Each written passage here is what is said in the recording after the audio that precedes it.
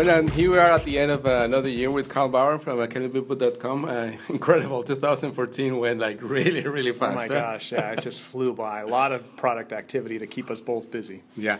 So, Karl, a lot of interesting stories this year. I mean, like between recalls and new products and like appointments of new people in the industry. Like, so well for you? What's the main story of the year?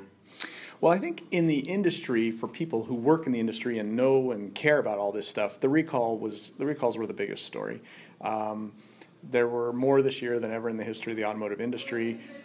There was certainly a recall fatigue that built up from having so many, and I think a lot of consumers kind of grew tired of hearing about it and didn't pay attention, but we had to keep track of it, and there's still a lot of unresolved questions, the newest one being Takata airbags. That's pretty serious. This probably will be the biggest recall in the history, single recall in the history of the automotive industry is this airbag one, when they finally figure out what's going on.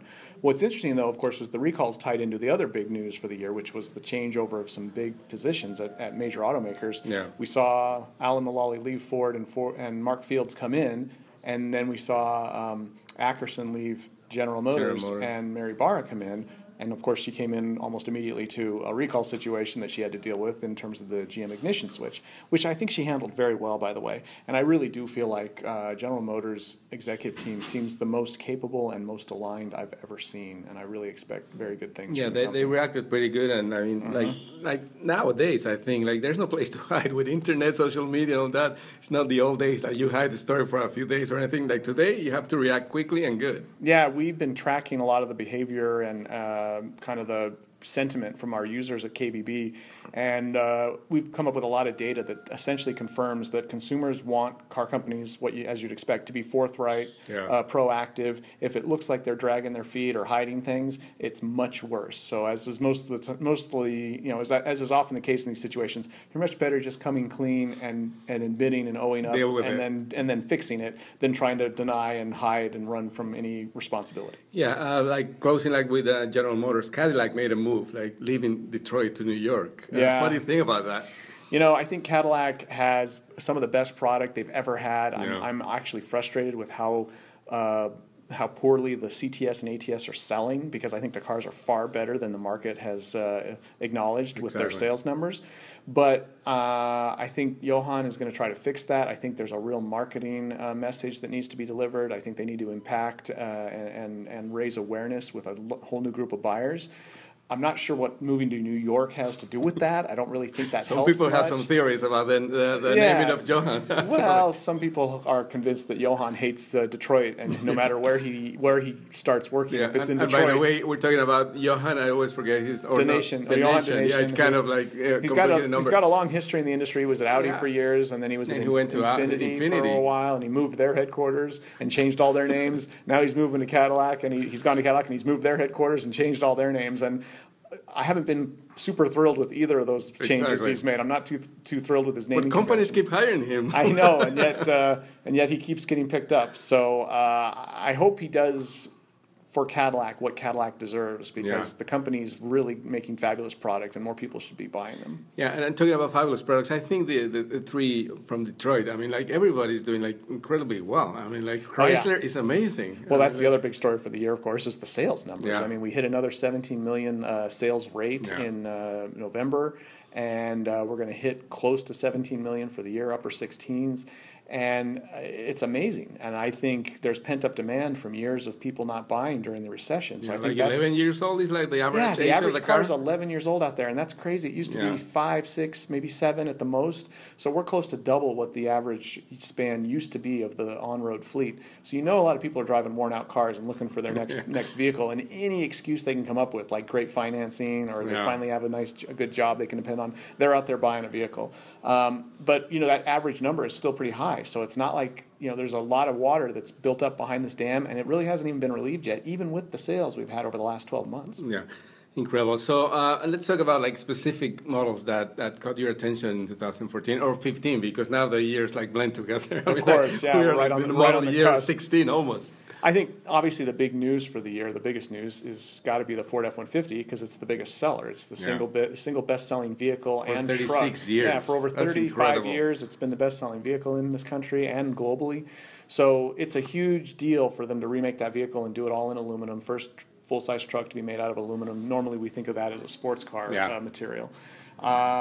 They did come out with their mileage numbers finally, and the fact that it took them so long to release those was kind of letting a lot of people think, I don't know if I think there's some dragging feet going on here. Exactly. The numbers didn't blow anyone away, unfortunately. They're good, and they're solid, and they're better than most vehicles out there. The Ram with the diesel still has a better number. Exactly. But I think we're going to see an increased transmission count coming for that car, probably as early as next year, the 16 truck, and then that's going to up the fuel efficiency numbers too.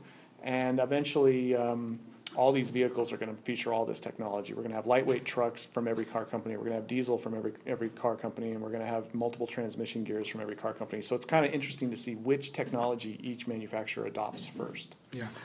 In that sense, I think also like the competitiveness of all the manufacturers, like the competition is fierce in every single segment, like from the subcompact cars to the pickup trucks. I mean, everything is good. Well, pretty much. It used to be that the Japanese owned the small and mid-sized car market, and the domestics owned the large and mid-sized truck and SUV market. Now, the domestics, much more so than the import vehicles, the domestics have gone everywhere and done it with good product. I mean, we're driving the Chevy Trax right now. It's this tiny little SUV, and it's made in Korea and in Mexico. Yeah, and it's a global platform. Yeah. And it's a fabulous car. So it's no longer a situation where when gas prices spike, the domestics are screwed and they can't sell any cars because all they make are big gas guzzling trucks. They make great cars, small cars, medium-sized cars. They make great mid-sized sports cars. Yeah, sports cars. The new Corvette is fabulous, of course. So that's what's really changed in the industry in the last 5 years, is that the big three on the cusp of going out of business, each of them in the last 5 to 7 years. And that's the other amazing thing. I'm sorry for interrupting, but it's very short time. It's unbelievable to think where they were in 2010 and 2009 and where they are now. So it's great that they recovered, and not only recovered, but are doing the best they've ever done, making the best product they've ever made. And that's also going to put some pressure for companies that were doing really well before that, like Kia and Hyundai. I mean, it's going to be interesting. Volkswagen, what are they going to do to catch up? Yeah, you got all these car companies doing the best they've ever done, and there's only so much pie to go around, and then the domestics are scooping up more than they ever have in the past couple of years with better product, and it's making some of the other car companies, even Honda has struggled in the last 12 months. So it's one thing that's great about the car industry, Javier, is that it never stays the same. Exactly. It's always something new coming around the corner for us to report on. So it's going to be another interesting year, 2015 or 16, if you want to put it, because we're going to start seeing. We'll be driving 16s in another few weeks. Exactly. Yeah. Well, Karl Brauer from Kelley Books. Thank you, kelleybooks.com again. Thank you very much for your time, and always a pleasure enjoying your great talking to you, Javier. Great talking.